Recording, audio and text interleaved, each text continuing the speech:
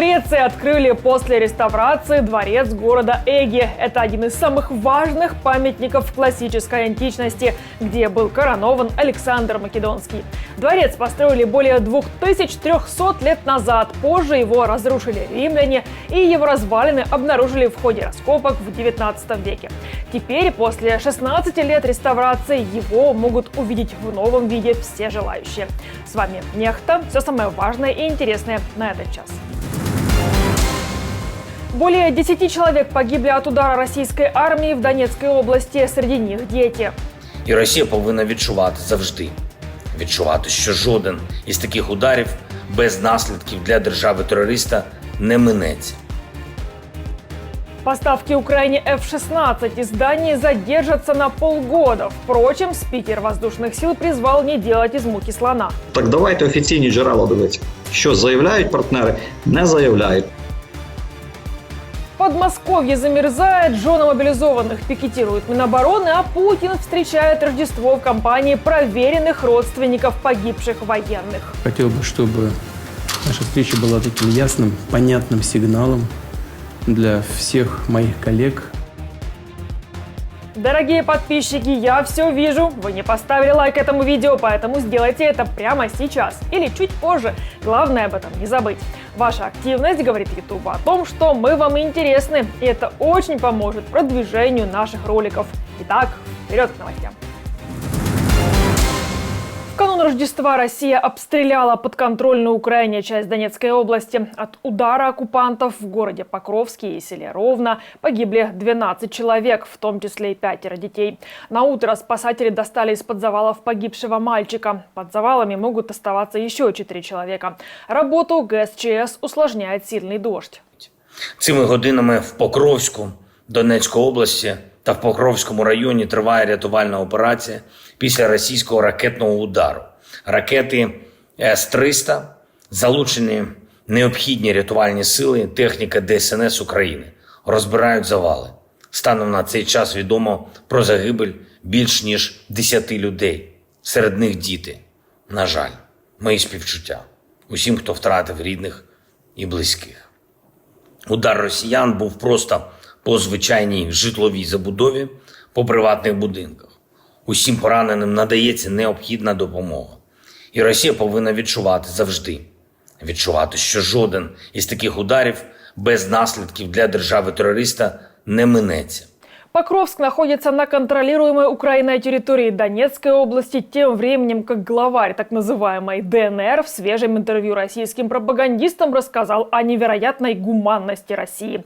По его словам, они бьют исключительно по военным объектам Украины. Видимо, позабыл, что в октябре 2022 года призывал армию РФ наносить удары по инфраструктуре городов Украины. Мы работаем, очень жестко работаем, набирает это оборот, это работа в военном плане, то есть, но по военным объектам, по объектам с военной целесообразностью. Но это никак не должно касаться гражданского населения, это не должно касаться мамочек с детьми в городах. Да, противник перешел эти грани. И в этом вот обесчеловечивание, то есть противника, и, конечно же, придает нам сил. То есть мы понимаем, кому мы противостоим. По данным ООН, на конец августа 2023 года в результате российского вторжения погибло более 500 детей и 10 тысяч гражданских. На Донбассе, которые пришли освобождать российские оккупанты, стерт целые города. Они не подлежат восстановлению. Но Пушилин оправдывается такими вот гуманными методами. Всего минувшей ночью Россия атаковала Украину дронами и ракетами, и силы ПВО сбили 21 из 28 дронов. Беспилотники были запущены из Приморска-Ахтарска в Краснодарском крае России. Еще 3 ракеты С-300 прилетели с оккупированной части Донбасса. В результате атаки беспилотников по Днепру повреждены несколько многоэтажек и школа, уничтожены легковые автомобили. По данным местных властей, в одном из домов проживало около 20 семей. Спасатели эвакуировали 6 человек, в том числе и 2 дітей.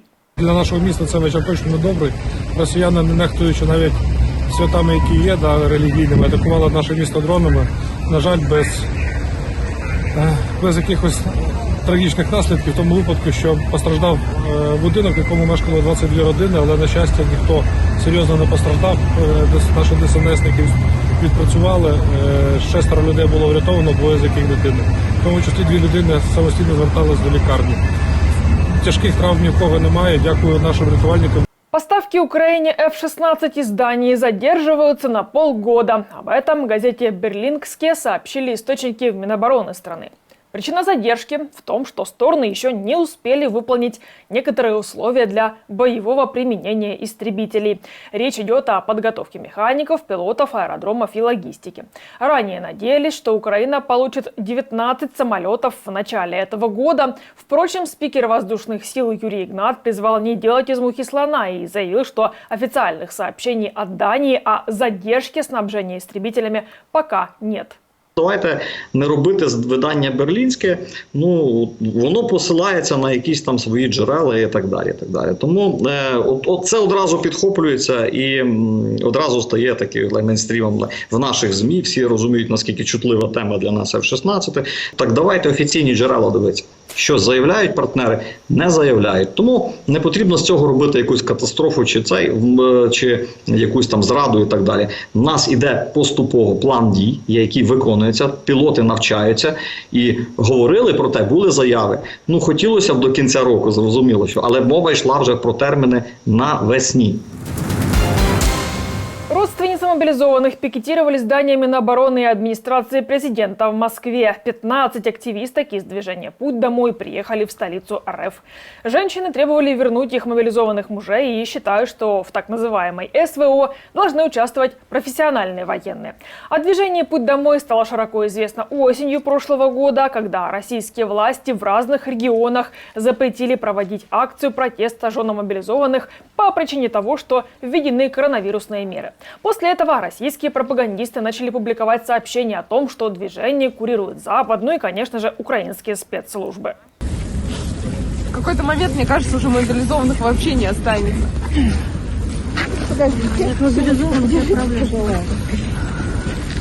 Нет, просто, скорее всего, будет вторая волна мобилизации, опять ребята будут бессрочно находиться, и сюда уже будут приходить другие жены в белых платках, а мы будем их поддерживать в черных, не дай бог. Власти Подмосковья нашли виноватого в отсутствии отопления. Им оказался владелец частной котельной. В одном только Подольске без отопления 150 тысяч человек и уже несколько дней. И это их еще никто не бомбил. В микрорайоне Климовск в Подольске без тепла остались 170 домов. А в Лыткарино, где котельная также не выдержала морозов, люди спасались кострами во дворах. Лыткарино 12, 6 число. Мы замерзаем. Жители выходят с пикетом, жгем дрова, потому что дома холодно, теплее даже на улице. Просьба администрации откликнуться на нашу просьбу. ЕДС молчит, администрации все равно. На проблемы с отоплением жалуются не только жители Подольска и Лыткарина, но и Солнечногорска, Сергиева Посада, Балашихи, Лобни и Химок. После массового отключения отопления в поселках Московской области, где жители регулярно сообщали о перебоях с подачей света и тепла, ищут виновного. Проверку организовали прокуратура и Следственный комитет. Могли бы, конечно, заглянуть в Кремль и спросить, куда ушли деньги на решение коммунальных проблем россиян. Но губернатор Воробьев построил вокруг себя перепуганных силовиков. Мы с вами проработали уже продолжительное время по устранению аварии. Для нас крайне важно получить в эксплуатацию котельную. Наше обращение к собственнику, к сожалению, не возымели действия. Поэтому это возможно двумя путями. Или через уголовное дело, или добровольно. Поэтому обращаюсь в Следственный комитет, прежде всего, выйти в суд для того, чтобы мы могли взять в эксплуатацию, набрать персонал и полностью провести ревизию и дальнейшие работы. Ситуация по-прежнему непростая. Пока жители Подмосковья греются кострами, Путин встречает Рождество в церкви в Новоогарево. На этот раз пиарщики решили не позориться, как в прошлом году, когда диктатор молился один, и добавить ему массовки в виде вроде как семей погибших военных.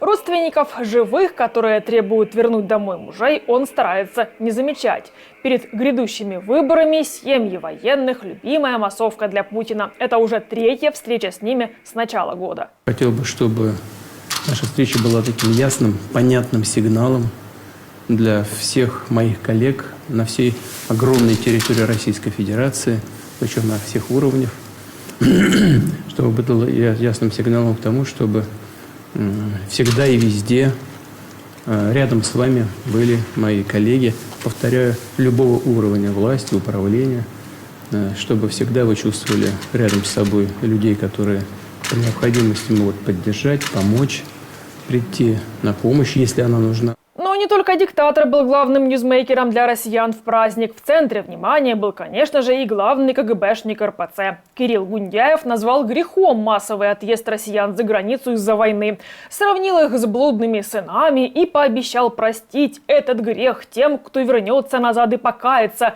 Напомню, что убийство православных христиан-украинцев он грехом не считает. Вот если эти люди, которые покинули Россию и даже там где-то выступали что-то против и говорили, но вернулись с пониманием того, что они действительно совершили ошибку, то Родина не может их отвергнуть. Вот другого подхода к этой теме, как только христианский, я сформулировать не могу. На этом ставлю точку. Благодарю, что были с нами. Если вы хотите получать информацию более оперативно, приглашаю присоединиться к нашей многомиллионной аудитории в Телеграме или Иксе. Поблагодарить нас за работу можете с помощью кнопки «Спасибо» под этим видео или по ссылке в описании. До новых встреч, хороших вам новостей. Слава Украине! Живе Беларусь!